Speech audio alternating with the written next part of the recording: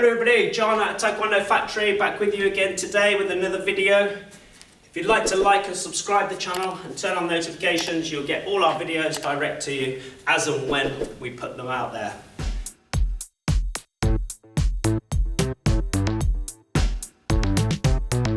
Okay, today's video, again following on from last time's with a little bit of sine wave and knee spring.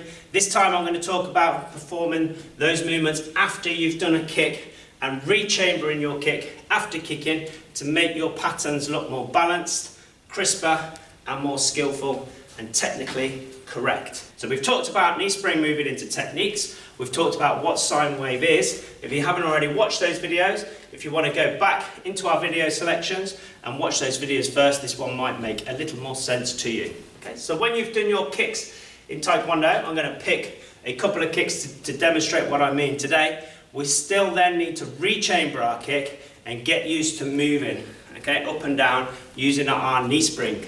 Now I know the patterns are set out in a particular order and you follow those movements, that is the idea of the patterns, but what we need to do in between each technique is have our body in a position where we're so balanced we could go any direction. Okay, we know in the pattern we might be going forwards, but when we hit that middle point, if something were to happen, we can change direction and go a different direction. What we're doing is we're teaching our body certain body mechanics and how the muscles and the body is going to move over a period of time so that we can improve our self-defense, our sparring skills and everything else. So if we're just learning to step forwards, that's pretty basic. What we want to do is be able to control every part of that technique so we can alter it if we need to. We can take sections here, mold them together. In particular when you're sparring in relation to the kicks, if you haven't gained your balance after you've done a kick and you just kick and you fall,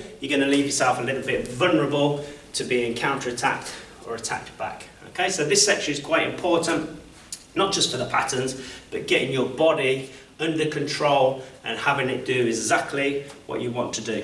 So, for example purposes, I'm going to use front kick to start off with. So we've all performed Apchagi front kick many times, I'm sure, before, and usually let's pick a pattern like Dosan where we would do a front kick and then you'd go straight into two punches. But what I want you to do is make sure after you've kicked, you've rechambered this leg and you get this spring going before you perform that first punch, okay? Quite a few people, if you were doing it really badly, you would just kick and fall straight down. Obviously, you're not in control of that kick, and if you were kicking somebody during sparring, you missed and you fell forwards, you might be walking straight into a punch. So very good practice to kick, rechamber, and at this point, if I wanted to, I could go backwards.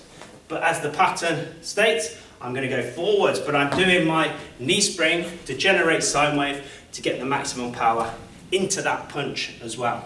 Okay, so there's a simple example using front kick, but the same with all the other kicks, with side kicks, even on techniques such as reverse turning kick where you spin round, then chamber, whoop, then get your balance and bounce. Okay, that's a little bit more difficult, but just practicing coming round, rechambering, bounce and land. Okay, so all your kicks, practice kicking them out, rechambering them, be in control of your body at that point, balance, you could go any direction and practice just those techniques. Okay, then when you put them into your patterns, it will be a natural thing to do, to kick, pull back, chamber, and then do whatever the next technique is. But getting your knees working after rechambering your kick in and performing the patterns technically correct.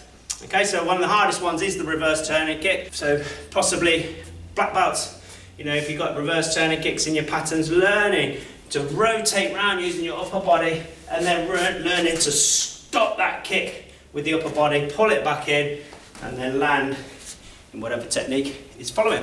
Okay, so that's today's session on kicking, rechambering and using knee spring to help improve your Taekwondo patterns. Thank you.